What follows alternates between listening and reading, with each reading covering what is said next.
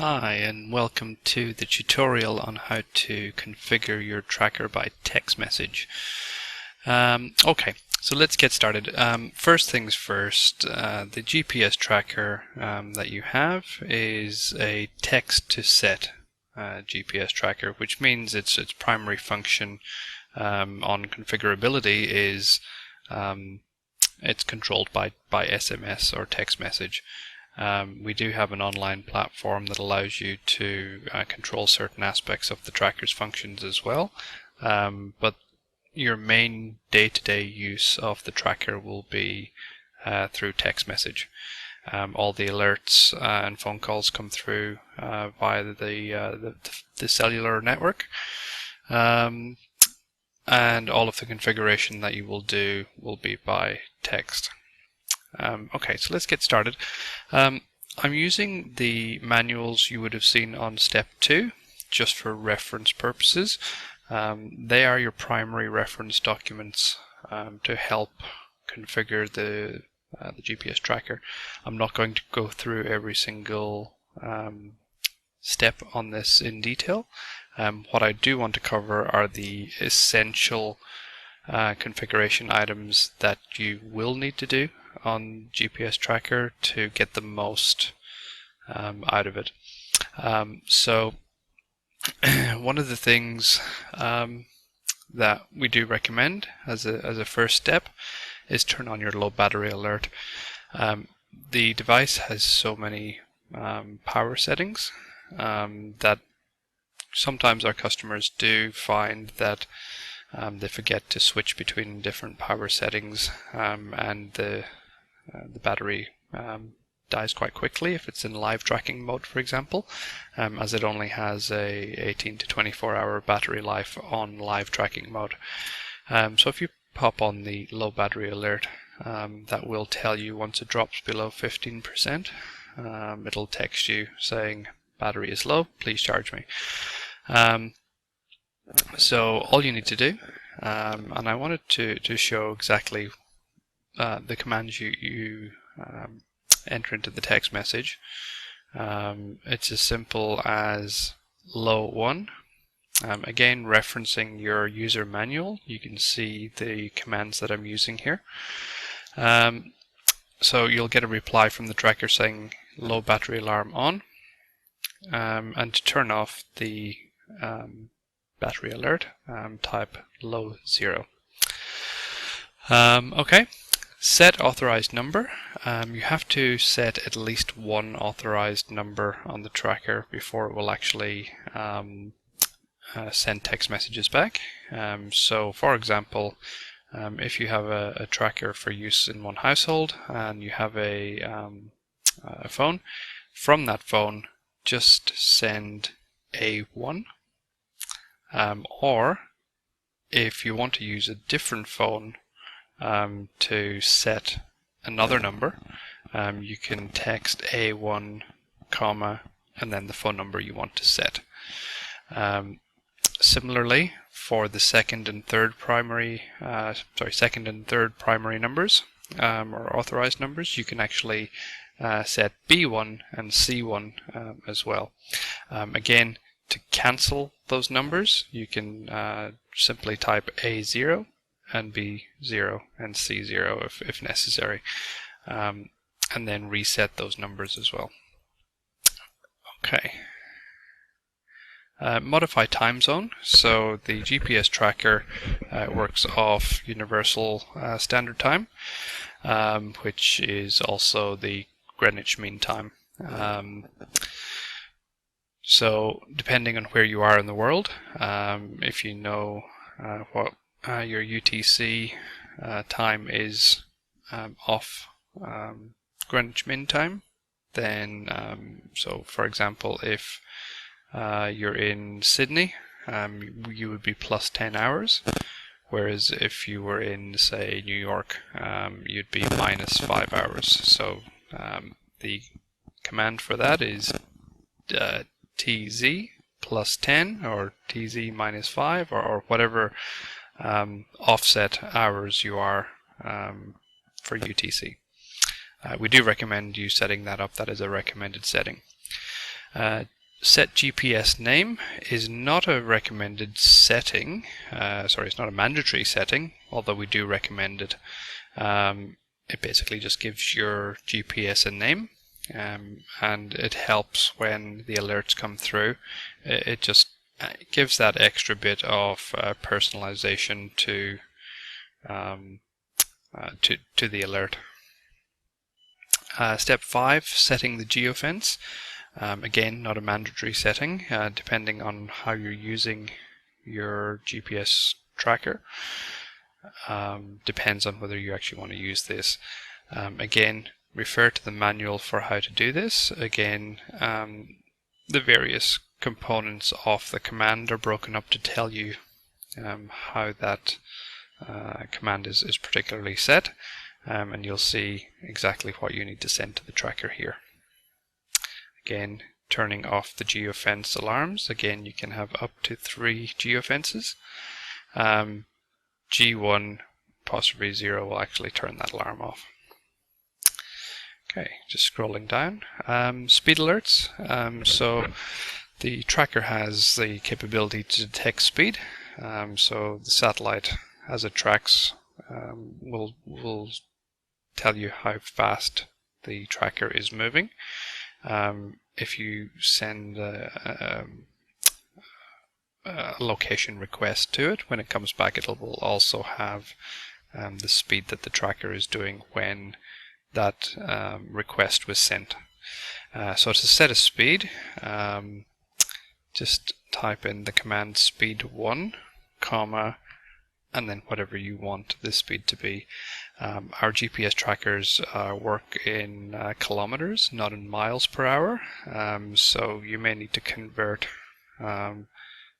miles to kilometers to enter in the speeds that you require if you are based in the US. Again, movement alerts and motion alerts are used specifically by certain customers for people with dementia, people with Alzheimer's, people with medical requirements that need monitoring. Again, refer to the manual on how to set these up, and the settings that most appeal to you. They are different for everyone, so I don't want to specify anything too set in stone in this tutorial. It's up to yourself as to how you want to set those. Same goes for fall detection, although fall detection is straightforward. It's either on or off. The GPS tracker has fall detection built in. The fall detection does require an impact and an angle change.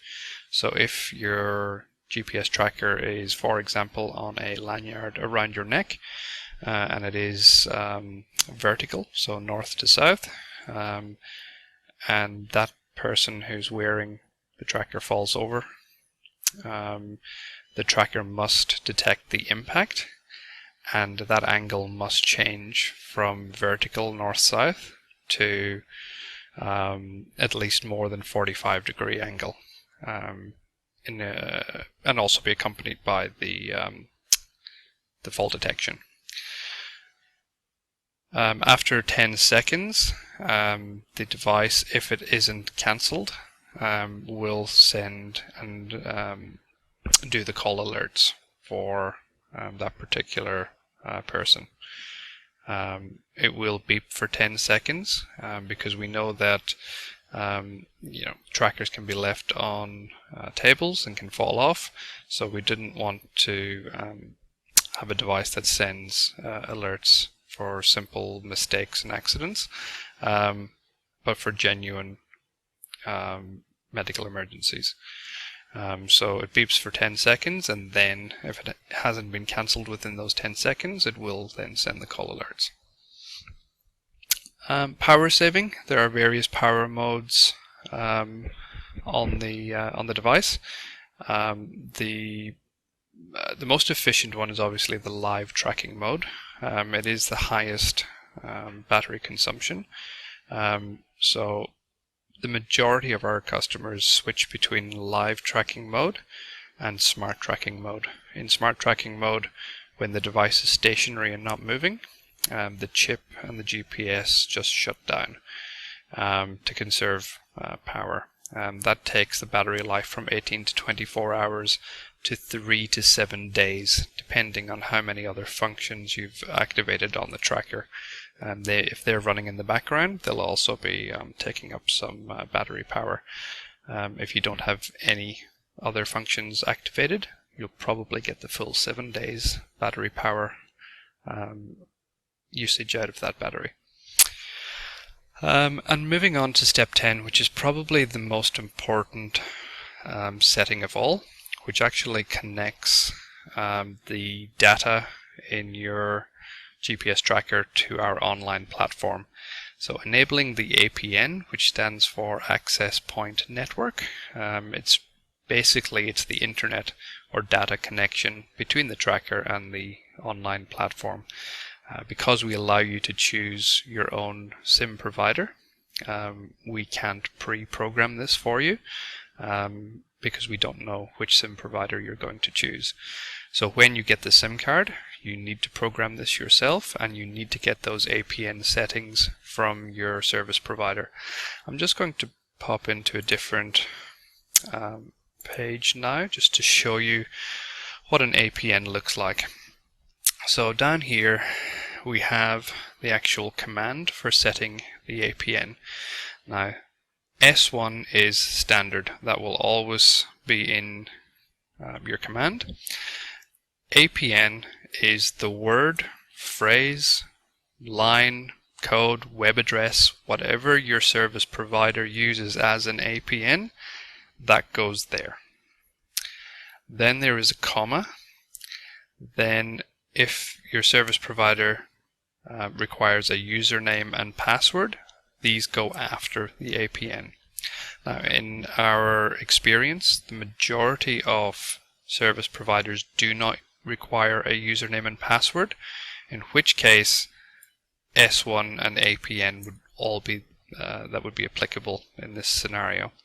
AT&T do use a username and password, whereas some other providers such as US Mobile and T-Mobile have been known to not use username and passwords, or sometimes alternate depending on their latest technology. Sometimes they have passwords, sometimes they don't. I've got some practical examples down below, but just up here above in this section here, we've put some, I guess, better known carrier information here for you. APN information that was correct at time of publication. We do stress that service providers do change their details without notice. So just because we have a highlighted APN username and password here doesn't necessarily mean it is correct. So please check with your service provider before you set your APN. So for example, AT&T, the majority of our customers are probably on AT&T. They have probably the longest and most complicated APN that we've come across. And it also takes the longest to set because it's so long. So we have a little bit of contention with setting that APN with some of our customers, but please use this tutorial, understand what you need to type in for AT&T, and so long as you follow the guidelines here, you'll be fine. So using that example, if we just pop down here, so here's the AT&T command that you need to send the tracker. So in a text message, this is what you would type: S1, comma, and then this here is your APN. So for AT&T, WAP.CINGULAR is their APN. That's what they specify is their access point name. Then the comma, and then WAP at CINGULARGPRS.com is their username, and then comma CINGULAR1 is the password. So all of these relate back to this basic command, but this portion is specific to AT&T. If we go down a little bit further and look at T-Mobile, we can see S1 is the same. It's the command for the GPS tracker. In this instance, we find that depending on where you are in the States, some customers get success with just the APN. So it's S1, comma, just the APN, which is wap.voicestream.com. Or if that doesn't work for you, S1, comma, wap.voicestream, comma, guest, which is their username and password. So where it says blank here, for these particular service providers, that just means you don't need to enter it. There is no username and password, so you do not need to enter that.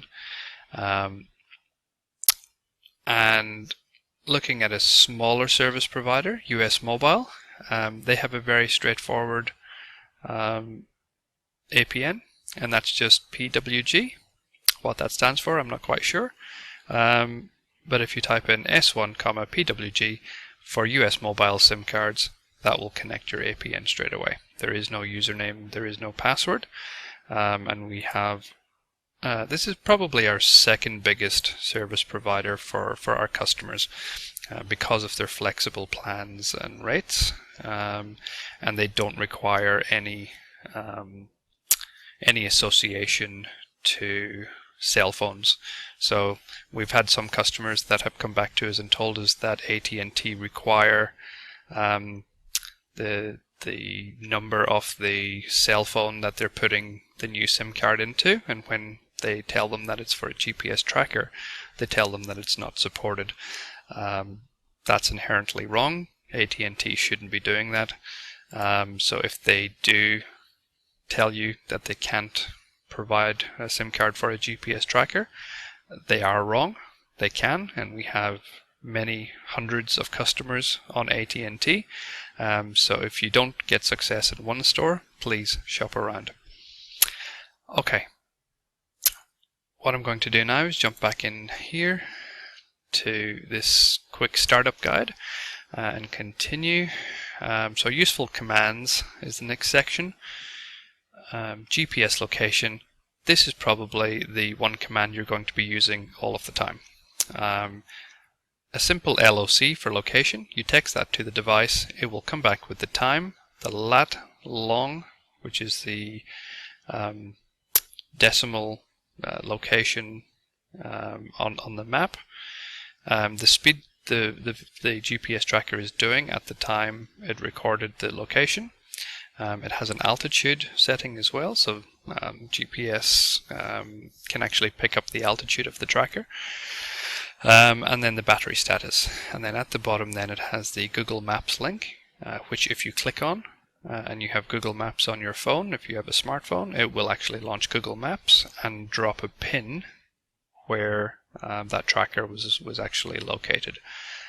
So if you have that tracker in a vehicle, you'll be able to see the speed the vehicle's doing, the battery power, and the actual location of the vehicle where the tracker is. Physical address.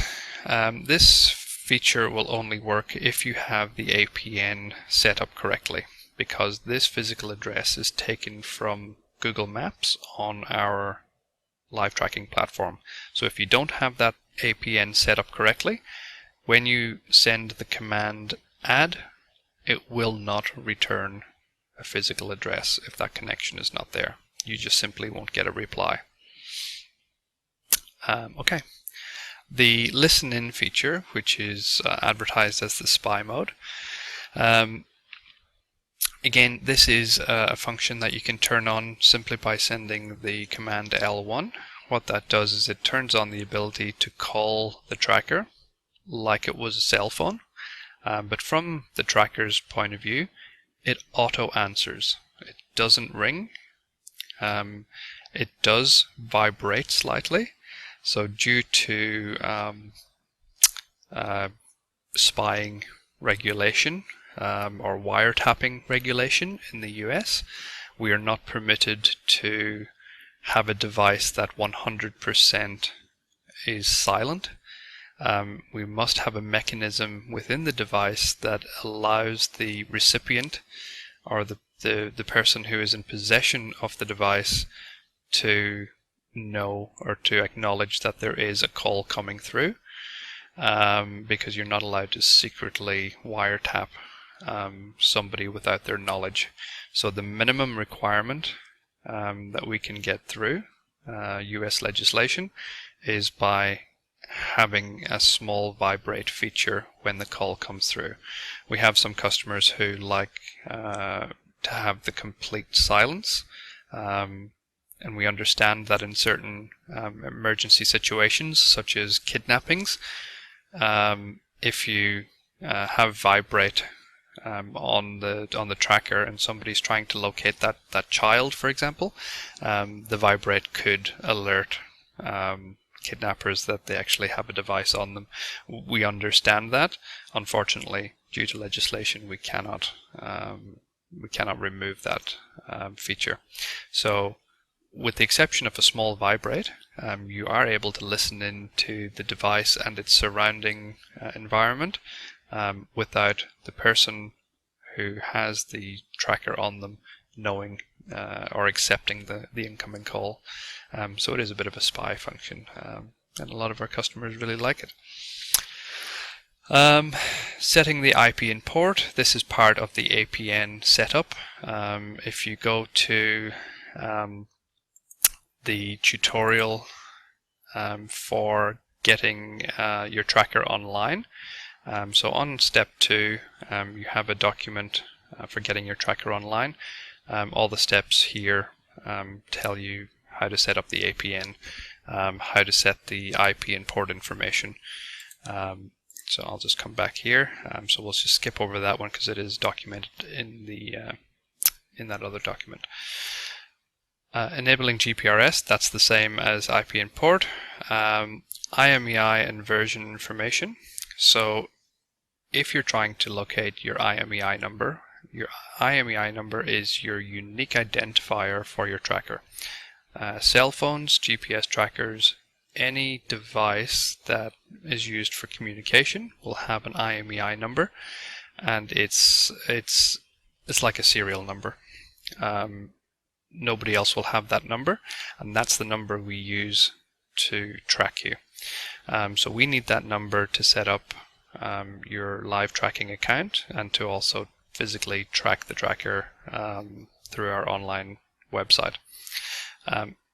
There is a sticker on the side of the box that the GPS tracker comes in.